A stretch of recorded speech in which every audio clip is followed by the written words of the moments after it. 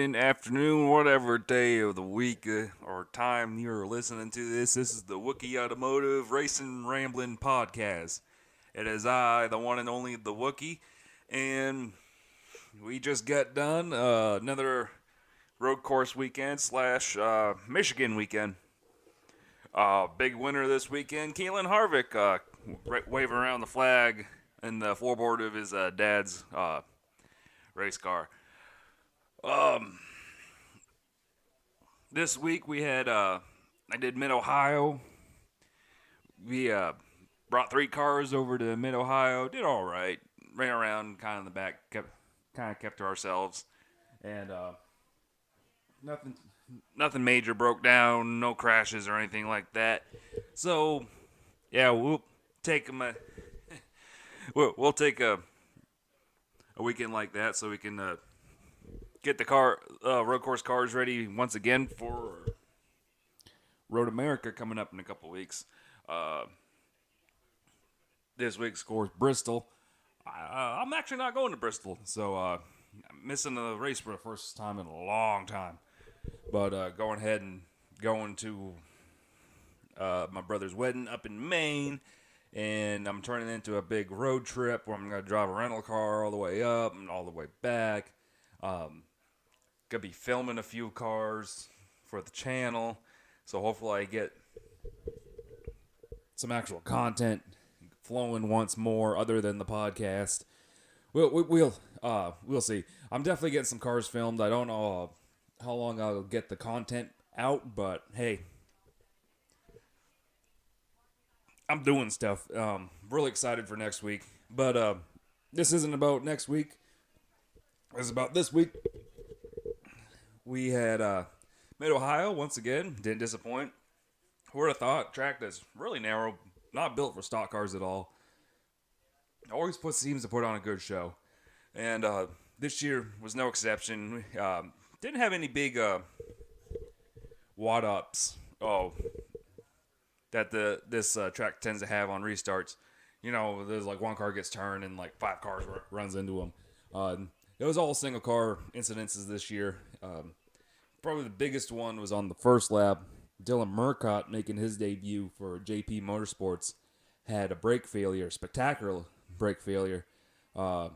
He did what all of Bubba Wallace's detractors said to do at Pocono, and he realized he had a problem, turned it left into the wall to scrub speed, still ended up in the barriers real hard, killed that car. Kind of curious to see where JP goes from here. I know they got a couple other cars sitting there, but they're not complete. And I'm pretty sure he sold his Chevy, his old beat-up Junior Motorsports car that we ran last year at Bobbydale. So, kind of curious to see what that team does to get to the track at Bristol. Remember, they missed... They had to withdraw from Walker's Glen, so they lost an attempt. So... especially the fall race, typically has a pretty decent field. So, and the 55 has not had any speed in a long time. So they're gonna be pretty. Man, I got notifications going off everywhere. But yeah, a lot of question marks for that team for the second car about where they go from here. But and then a lot of single car spins, a lot of instances that if it was an oval, it would have brought out the caution. 60 car once again, the 60 car curse once again struck.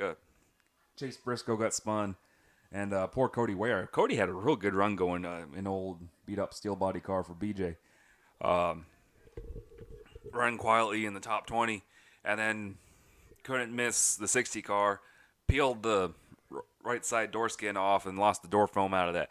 And if you lose that door foam, NASCAR will park you. So unfortunately, Cody had to park it. And then they had a major instance. A bunch of cars got spun into the gravel traps, got out. And the only real major one is that the 9 car Tyler Reddick, man, his really, really rough season this year. Other than that win, which is probably, if it wasn't for the win, he'd probably be out of the chase. But it seems like he's traded all his luck for that one win. Got caught up on a restart. They concertinaed on the restart. Got a little bit of damage on the right rear and got a tire rub before he can get back around. Tire exploded, blew the fender off the car, and the car got high centered on the curb. Brought caution out, and then they got him in. And of course, the car was too badly tore up. To continue. Anyways, kind of had a surprise winner this weekend. Justin Allgaier in the Junior Motorsports number 7 coming through, and not really surprised. He finished 3rd last week at Watkins Glen, but you never really think of Justin as a road course ace, and he had to beat a road course ace to get that win. Excuse me as I burp. But Austin Cindric dominated in the Penske 22, started on pole, led 59 out of 75 laps, and then it seemed Justin just saved his equipment, chased Austin down, and got around him and took off. And Austin tried getting back around him, but there was nothing he could do. Justin wins his 3rd race of the season. And Austin Cindric finished 2nd. Austin has 2 more chances to get that road course win this year. Road America next week, and then in October, the Roval race. But I don't really see Austin pulling off a win on an oval this year. Maybe next year if they finally do put him full time in one of those Penske entries. We shall see. But anyways, run through top 10 and highlights right now. Allgaier first. Cindric from pole finished 2nd after dominating. Daniel Hemrick quietly finished 3rd. Matt Tifft, one of his better runs of the year, with a Cleveland Indians theme car, finished 4th. Ryan Truex had, once again, pretty solid race, finished 5th. Elliott Sadler kind of got some of that bad luck shaken, finished 6th. Cole Custer can't seem to put top 5s together as of late. Kind of been his season. Qualifies real good and then fades during the race. Finished 7th. Spencer Gallagher in now a part-time role. Finished 8th in the GMS entry. Pretty good run for him on a road course. Alex LeBay for Mario Goslin. Kind of a underfunded deal. They had the Can-Am deal at the start of the year, and it seems that deal's gone away since now it's the second half of the year. So they're kind of putting piecemeal sponsorship together. Finished 9th. First top 10. Best, I think, career run for that DGM Racing in the Xfinity Series. So, yeah, real good day for Alex and Mario. They also had a real fast car with the 90 car, Andy Lally, but he got caught up in some pushing and shoving late in the race and ended up fading.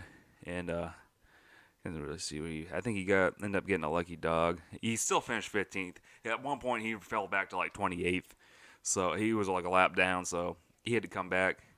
But Andy had a real fast car. He led 7 laps. He had a top 5 car. Probably not a race winning car, but that car was fast and kind of got caught up in some shenanigans late in the race. Ryan Reed finished 10th. Christopher Bell finished 11th. Normally that wouldn't be anything noteworthy, but he on the last restart second to last restart got bumped, bumped in the restart, turn 1, spun, fell to last, and then he came from the back to the pack all the way up, finished 11th. And Mid-Ohio is kind of a tough place to get passes at because it's so narrow and stuff, technical.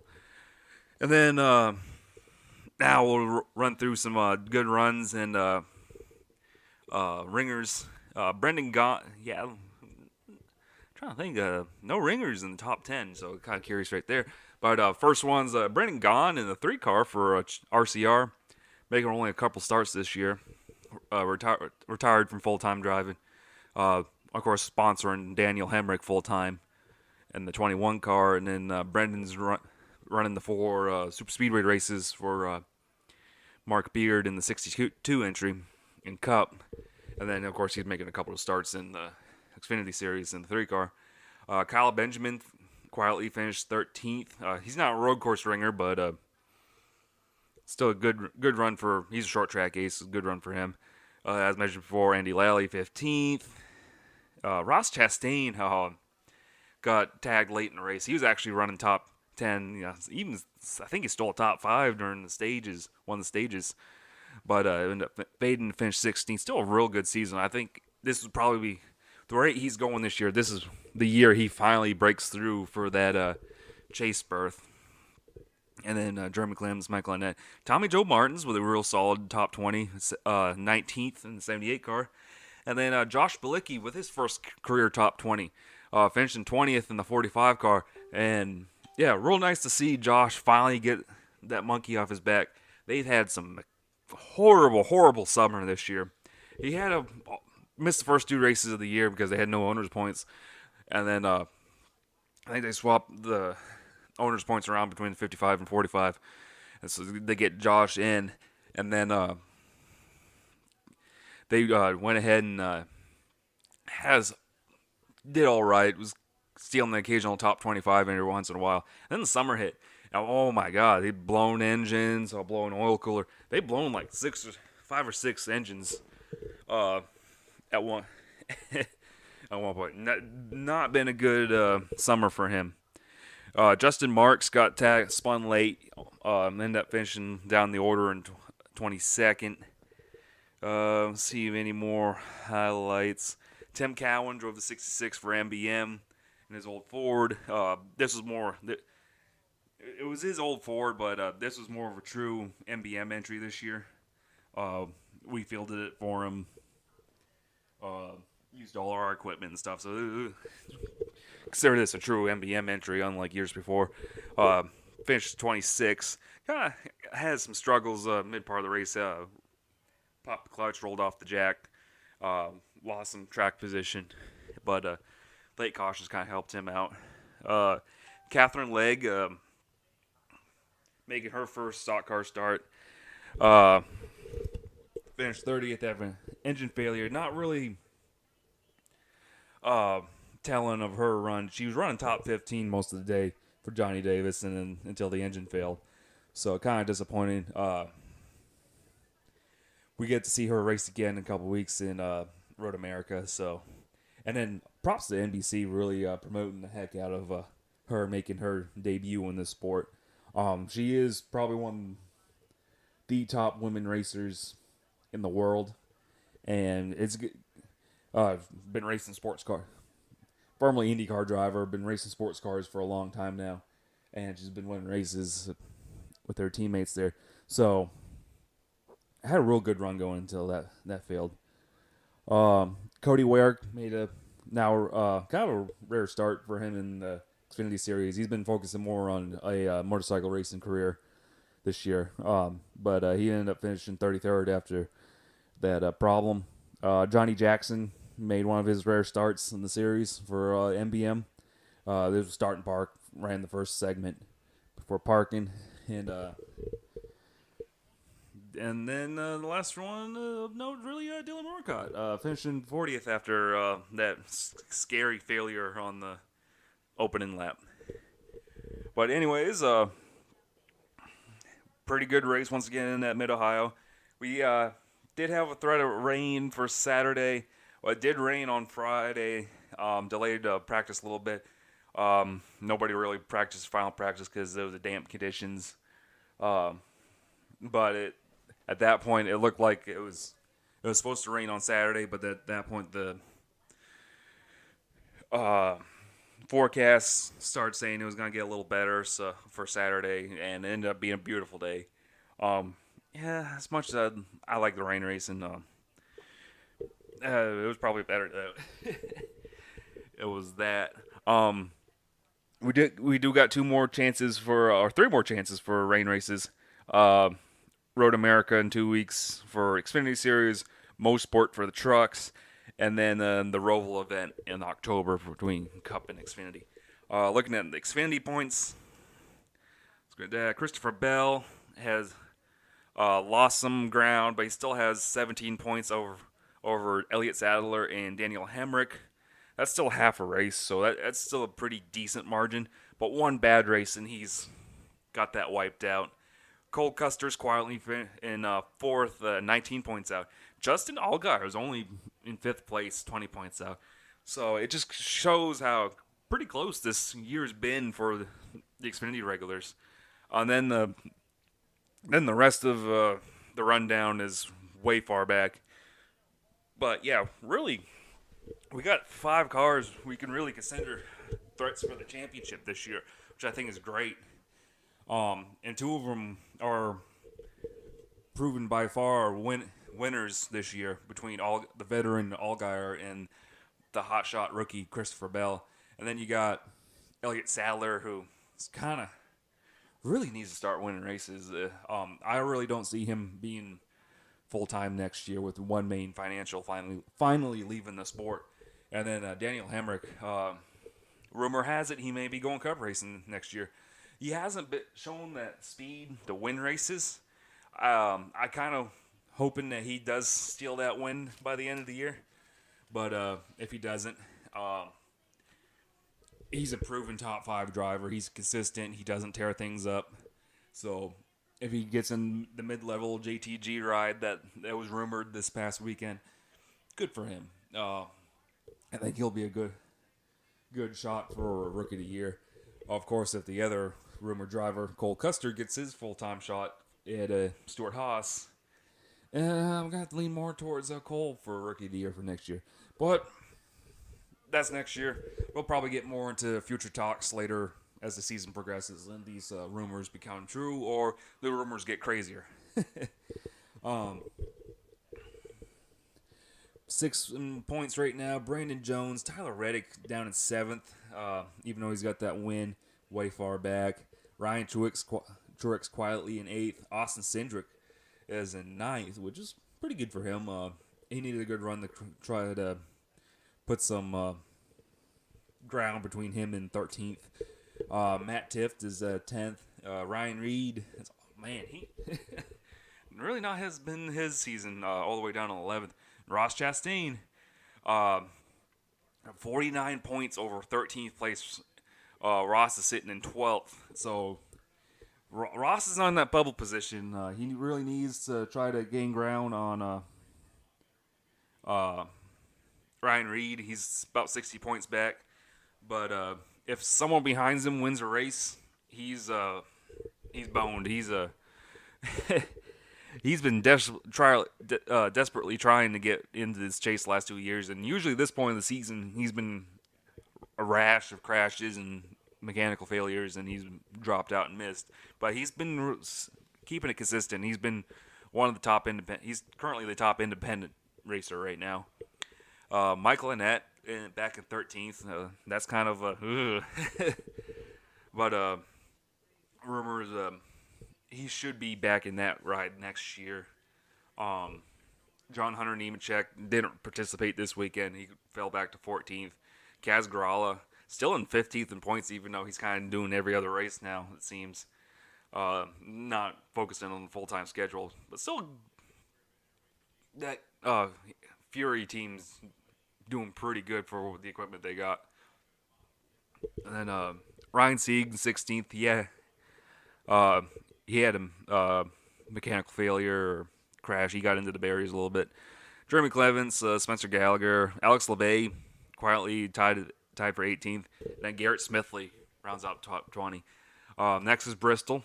And all I really got to say is that ought to be a pretty exciting race. It usually is. It's the night race. I won't be a part of it. As I explained previously. Anyways, the big race for NASCAR racing this weekend was up in Michigan at the high-speed 2-mile oval.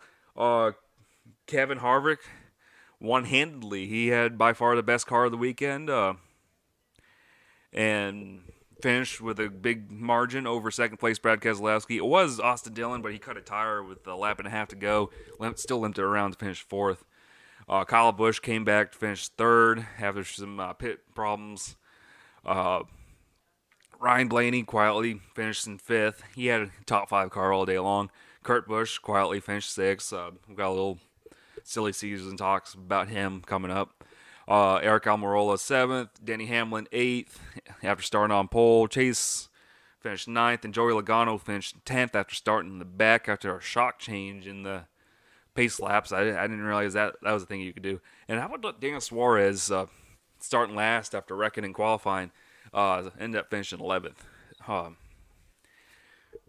Other notables, Eric Jones came back from 2 spins to finish 13th. Martin Truex Jr. had some pit problems at the end of the second stage. Was trying to gamble on fuel strategy and ran out with 2 laps to go. And then they had a pit penalty and then ended up a lap down and came back, finished 14th. Ryan Newman ran top 10 much of the day for the RCR. RCR showed some speed. Was probably the best Chevy team today. So it's good to see some life from the Chevy teams finally. Ryan finished 15th. And then going back down the order. Hum ho. Jimmy Johnson, I think, had some pit issues late in the day. He finished 28th. Blake Jones came back in the BK entry. Garrett Smithley driving for Premium this week. A scary crash for Ty Dillon. Looked like he hit a battery. Someone's battery, and then absolutely annihilated the outside retaining wall. Killed that car. There was talks that came from the 00. There's talks that came from the 66. I don't know. I wasn't there, so I don't know what the prognosis was on that. But anyways, it was an all right race. I think the spring race was a little bit better. Seemed a lot more urgency in the spring race because of the incoming weather. And it wasn't a big 3 winner. I hate to say it, but as much as I like Kevin and seeing Keelan on the front stretch with him waving the flag, and then Keelan riding around in the passenger's side of the car. But anyways, it was an all right race. It wasn't anything special. I think this is going to be one of those races. This is one of those Michigan races you kind of forget about. It didn't have a notable winner. It was one of the most dominant guys of the year. And that's all I really got to say about that. Anyways, looking at the points, Kyle Busch still has a 62-point lead over Kevin Harvick. Let's see, I think it was Harvick's 7th win of the year. He's still almost 2 races behind in points. That's just crazy how consistent Kyle's been this year. And but Harvick now leads in race wins for the year. He's got 7 wins. Kyle has 6, and Martin Truex Jr. has 4. It's been an extremely lopsided year, but I enjoy seeing some of the craziness of the fans come out about it. It's just been a SmackDown kind of year. There's 3 clear guys winning, and this is just what they are going to be your 3 championship contenders through Miami, short of any crazy engine failures or wrecks in like Phoenix, which we have seen that in the past. Looking at the bubble drivers, Ricky Stenhouse has an 8-point lead over Paul Menard right now, and a 20-point lead over Daniel Suarez. This is shaping up to be a tight points battle. It was kind of blown apart a few weeks ago, but now the other guys have been having problems. 14th is Jimmy Johnson, and he's only 100 points ahead of Menard. If he has a couple of real bad races like he did this weekend, you're looking at the possibility Jimmy Johnson may miss this chase. But he has 100 points, but there's still the mathematical possibility he may miss it. Alex Bowman's in 15th. He is 60 points ahead, which is still about a race and a half, but still mathematically there is a possibility. And then Ricky Stenhouse, 8-point lead. Oh no, Stenhouse is out. Looking at it because I forgot Austin Dillon's only 20th in points. Sorry, Stenhouse. So yeah, Bowman is the bubble driver right now. Bowman has a 60-point lead over Menard. It's still kind of blown out right now, but there's the mathematical possibility of Alex Bowman or Jimmy Johnson missing it. But yeah. Man, Dillon is lucky he's got that win this year. Only 8 winners this year, so been a really, really dominant race or points battle this year. What else? I'm trying to think what else. Yeah, there was big news at start of the week with Brian France. I think others were able to cover it more timely than I was. I think David Land has probably got probably one of the best videos about it. This is a kind of a quietly going to be a watershed moment. I don't know why I'm kind of breathing heavy, but it's quietly got to be a watershed moment for the sport.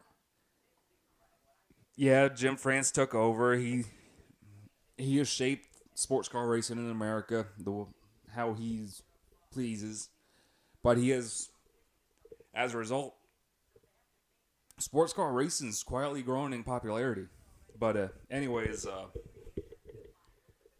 yeah.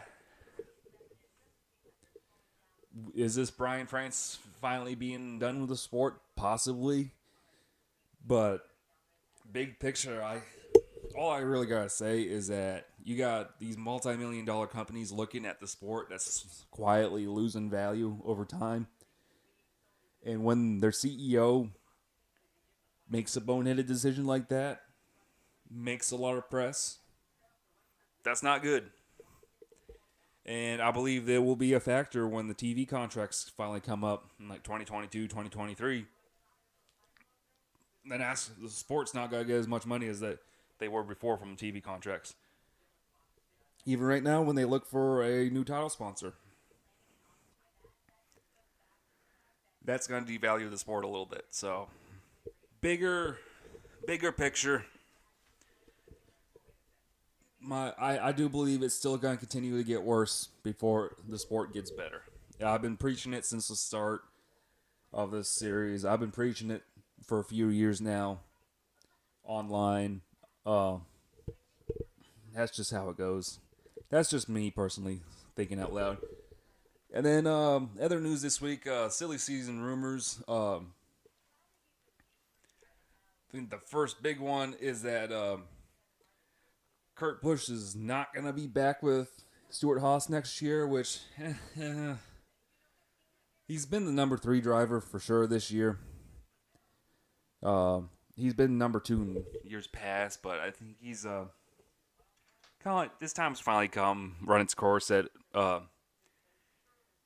Stewart-Haas. He was a he was a Gene Haas hire. I don't think Tony wanted anything to do with him. He came along at the same time Kevin did. Tony hired Kevin, Gene Haas hired Kurt, and then Gene was going to fund Kurt out of pocket because he wanted to have his own company be in victory lane. And Kurt did that. He's got a couple wins and a Daytona 500 win. More than what Gene could ask for. But he's kind of underperformed. He just doesn't seem to have that raw speed that even Harvick has had this year, and even Boyer, because Boyer's got 2 wins this year. And I think Kurt might steal another win before the end of the year. But here's to say that the big 3 aren't going to sweep everything else. It's just been that year.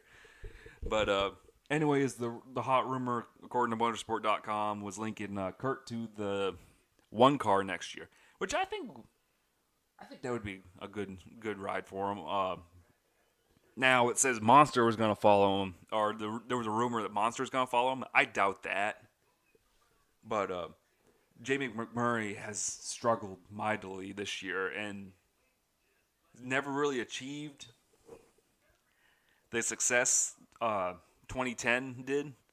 Because remember, he came out the bat. He won Daytona 500. He won the Brickyard. He still missed out on the chase, but then he won to win Charlotte. 3 races. Still a real good season. And then hasn't really performed the last. It hasn't really repeated that. And then his young teammate, Kyle Larson, has really outshined him. Now Larson has struggled this year too, but not nearly as bad as Jamie. And I've heard there's been some turmoil between Jamie and the team, so yeah, I can definitely see him being out. So now whether Kurt is the right choice, I don't know, but I think what they are planning on doing is what the hell is that? It's like a robot dog. I'm sorry, there's something on TV distracting me. It's like Transformer dog, whatever. Okay, I'm done being distracted. Let me stay on topic here. But anyways, yeah, this may be Jamie's last year in the sport. I really don't see him settling for a mid-tier team like a Go Fast or Front Row or anything like that. We'll see. But heck, he may turn into the next Derek Cope and just blimp into his 60s with rides, just riding on that Daytona 500 win. But yeah, we'll see what happens. And then the other underperforming driver that may get replaced, AJ Allmendinger, which I'm not really surprised. Chris Buescher is really quietly starting to outperform him every week in and week out. And so it's not really surprising that AJ could be on the chopping block. He did get the team their first win, but they have been struggling compared to Buescher. Buescher is a real good shoe. I think Buescher is a good driver to build the team around. And Allmendinger's always kind of had a toxic personality, from what I understand. And I think the more he struggled, the more he has kind of come out. And it really shows on the road courses when he melts down during, either gets in a wreck or from driving in over his head or makes a pit road mistake or anything like that. I think it's really shown. And then fans have started to root against him on the road courses because of that. So anyways, the rumor was that he'd be out, and then either Ryan Preece or Daniel Hemrick would replace him. The more logical choice was, because of the RCR ties, putting Hemrick in that seat. Excuse me. Been a long weekend. Trying to collect my thoughts. But anyways, that's kind of the silly season rumors this year or this week. We are going to get plenty as the week goes along. Anyways, trucks also raced at New Hampshire. And from what I heard, it was a pretty exciting race. Michigan always kind of tends... I think I said New Hampshire. That's a very different track. But the trucks always kind of produce quasi-plate racing with the drafting. And this year was no different. Brett Moffitt slingshotted last lap, coming to the checkered to get around Johnny Sauter for his 4th win of the year. So good for Brett. This has quietly turned into the season his career really needed. Now, I'm sure he'll probably take a ride on a mid-level cup ride next year if he could, or a mid-level Xfinity team. But I'd really want to see him just become one of those veterans and like the next Johnny Sauter, just compete, be a real good regular in the series. And Johnny Sauter is kind of one of the last old school truck series drivers, where the former failed Cup Series driver, or not even failed, but former Cup Series driver, kind of runs their course in the Cup Series and then comes back, runs trucks, and is competitive for many years, schooling the kids. And Johnny's got a bunch of wins. He's got a championship on his belt. So I'm sure he'll have that ride at GMS for however long that ride exists. But anyways, Brett finished fantastic photo finish. 25 1,000ths. Trucks just race really good at Michigan. Between the giant hole they punch in the air and the gearing they got in the trucks, and especially now with the Elmore motors, they're able to. They suck up to each other really well because of the hole they punch in the air, and they're wide open there. So it's quasi plate racing pretty much. Anyways, John Hunter Nemechek finished third after starting on pole, which is pretty good for that Nemco team. Noah Gragson fourth. Rookie Todd Gillen, finally, he was a factor in the win too. He was fifth. Good to see Todd finally getting his season quietly turned around. Ben Rhodes sixth. Grant Enfiger seventh. Stuart Friesen eighth. Justin Haley ninth. Crafton all the way back in 10th. And then rounding out some highlights, Austin Wayne South with a really good run for him. He's really kind of struggled. He's kind of turned around a little bit this year, now that he's merged his operation into Nice Motorsports. But anyways, he is quietly. He's sitting in 11th. Rookie Jordan Anderson had a real good run for his little team. Is 13th. Tate Fogelman, short track ace for Young's Motorsports, finished 15th. Wendell Chavez quietly with a 16th place finish for Jay Robinson. Bola Mastis finished 17th. Mike Snyder came back from a late race spin, finished 18th. And then Josh Rayum with a pretty last car one lap down in 20th place. He needed a good run like that. And then the rest of it. Justin Fontaine was able to keep running after getting the wall pretty good. Definitely bent splitter bar on it. Still finished. Todd Peck drove the starting park for Jay Robinson this week. Rookie Bailey Curry came back driving for DJ Kopp. BJ McLeod is driving the second Josh Rayum ride. Looks like that team's going to be running most of the remaining races this year. And then Matt Mills driving for DGR Crosley. Had a top 5 qualifying run. Was quietly running just outside top 10. Had a real hard crash. It's just 30 laps in. He's trying to redeem himself after his disaster of the start of the year with JD Motorsports. He got fired from that ride. Hard crash. Finished almost shocked. He finished 31st out of 32 cars or trucks. But anyways, next is Bristol. I believe is on a Thursday night this week.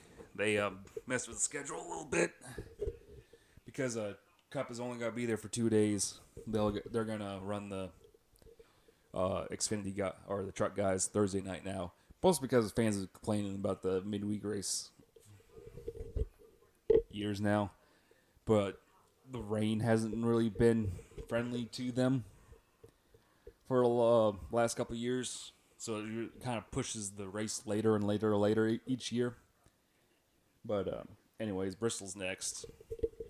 What else raced this weekend? West Series raced in Evergreen and Monroe, Washington. Fantastic 5/8 mile or 5/8 oval up there in the Pacific Northwest, one of the marquee short tracks up in the Northwest.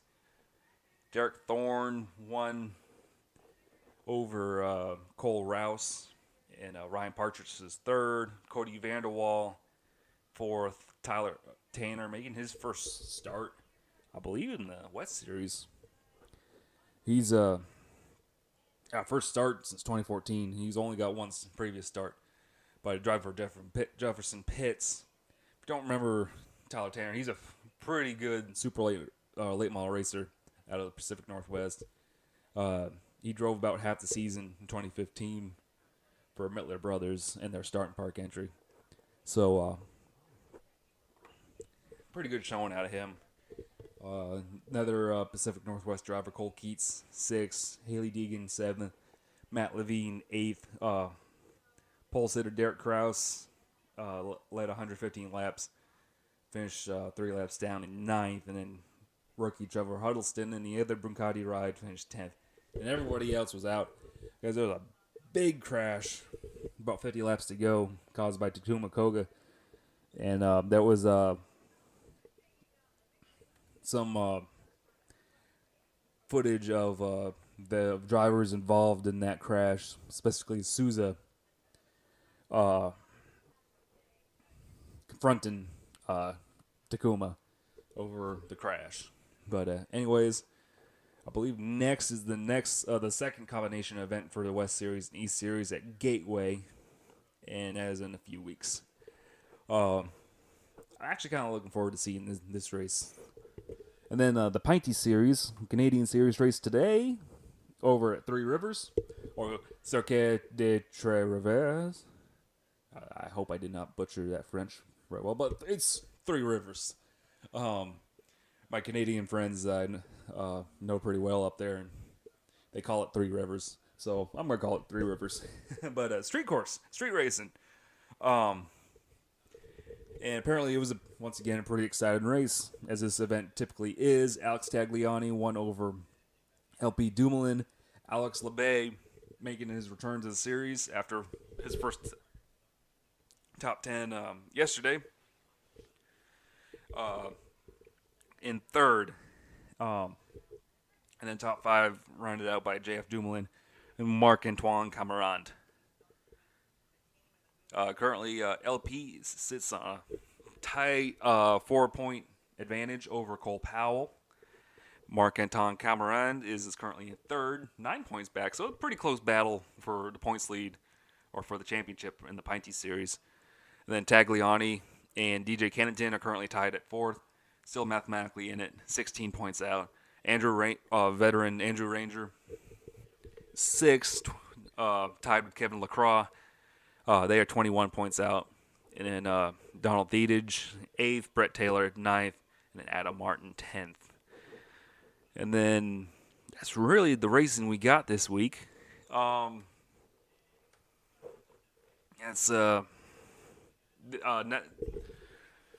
preview next week. See how long I've been doing this for. About 45 minutes. I've really got nothing really of note this week to really talk about. I could go on and on about the Brian France situation, but it's a week past. It's happened. The repercussions happened, or the short-term repercussions happened. We still got years of fallout from this to come. But anyways, Bristol's next. Thursday night, or Wednesday night, is the Modifieds. Yep, Modifieds are back this week. Wednesday night. Thursday night will be the Truck Series for the UNOH 200. Friday night is the Xfinity Series for the Food City 300. And then the Bass Pro Shops NRA night race on Saturday night. Should be 4 great nights of racing. And I won't be there this week. But anyways, see what else is...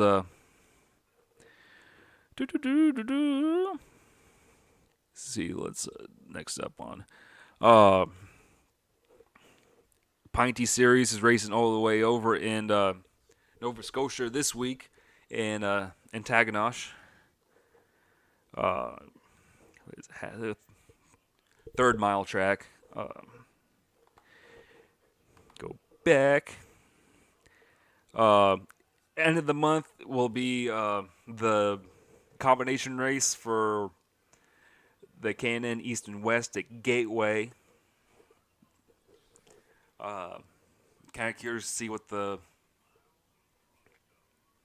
old field looks like there for the, because both divisions are getting weaker. It's not good, not good. Anyways, yeah, but that's 2 weeks away. ARCA's back next week at the Illinois State Fairgrounds in Springfield.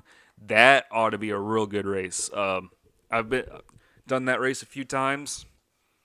It's a horse track. It's a 1 mile flat horse track, and we've seen some great races there. And yeah, can't wait to see what they. And then the the 2 dirt races, they tend to have a little bit better fields, anyways, compared to the rest of the summer events, because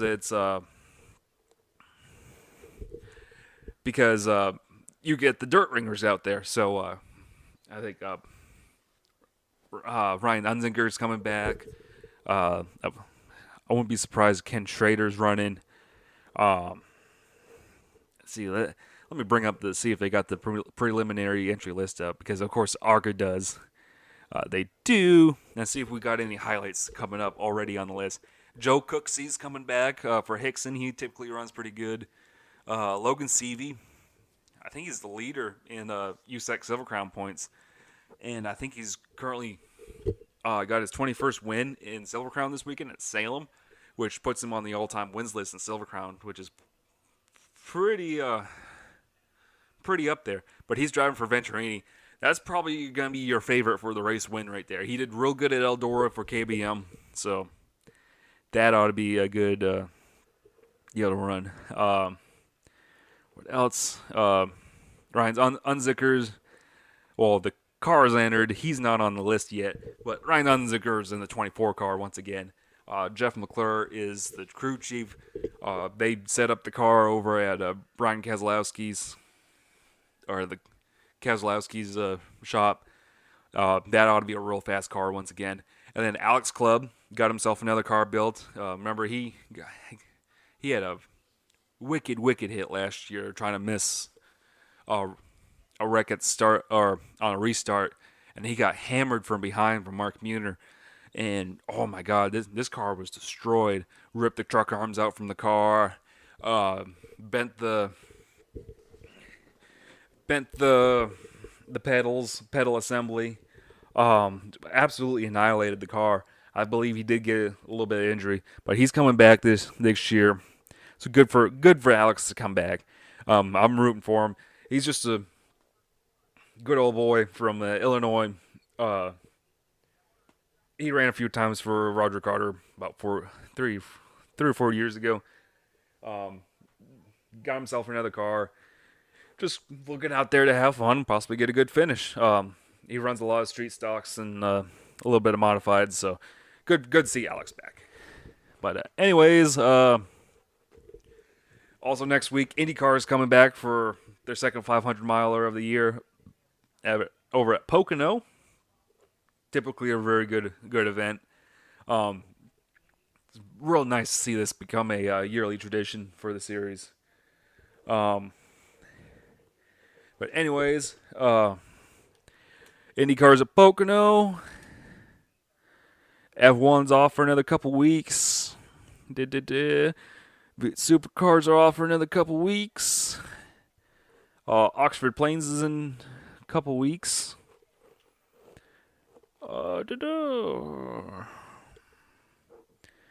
Yeah, Cars is off.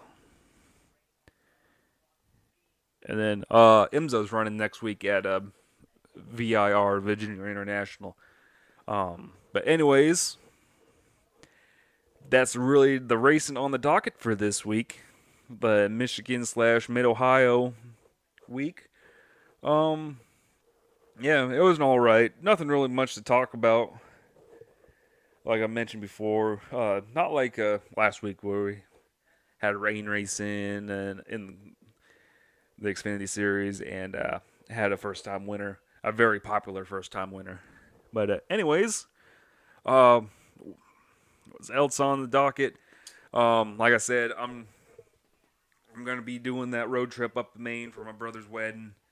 Oh yeah, forgot. Come now. NASCAR America's on, and they just forgot. New Mustang got debuted for the Cup Series. It's all right. It's a little better than the Xfinity car. The Xfinity car is, of course, using the same body style they've used since 2010, and they just keep on slapping different stickers on it every time they refresh the Mustang. I'm hoping with them putting the effort in the Cup car, they finally start updating the Xfinity car. But it's Ford. They don't even got the current decals on the Fords and the trucks. Yeah. But anyways, driving up to Maine, I'm going to do a little bit of vlog video on that. I'm going to do, looking at doing 3 Wookie drives up there. Got a Wookie live walk around junkyard type video I got planned up there too. And maybe something else, I don't know. But that's 5 videos right there. It's just however long it's got to take me to eventually get them out there. With how busy the work schedule is right now. But anyways, that's coming up. Also, I've kind of scrapped the June vlog. I'm going to turn it into a summer vlog. Just combine it with the June, July, August. There's one big summer vlog. And then I'll probably do a fall vlog just the same. With the fall West Coast video coming up when I do Texas, Phoenix, Miami. But anyways, that is on the docket this week. Michigan, Mid-Ohio, and I'm fizzling out once again. I got chores to do. Have a good weekend. Or have a good week. Let's end it on that. Let's end it on a high note. Have a good week. People on the go aquabogging. We make waves. Come on, gang, we're off to Aquaboggin Water Park. Oh boy, aquabogging. That's where they make waves. And they have water slides too. We take exit 5 off the main turnpike to Scarborough, exit 2B. Mommy, that's it. No, not yet. We have to go by Funtown to get to Aquaboggin, just 2 minutes away. Oh boy, aquabogging. New England's largest wave pool. Route 1, Saco.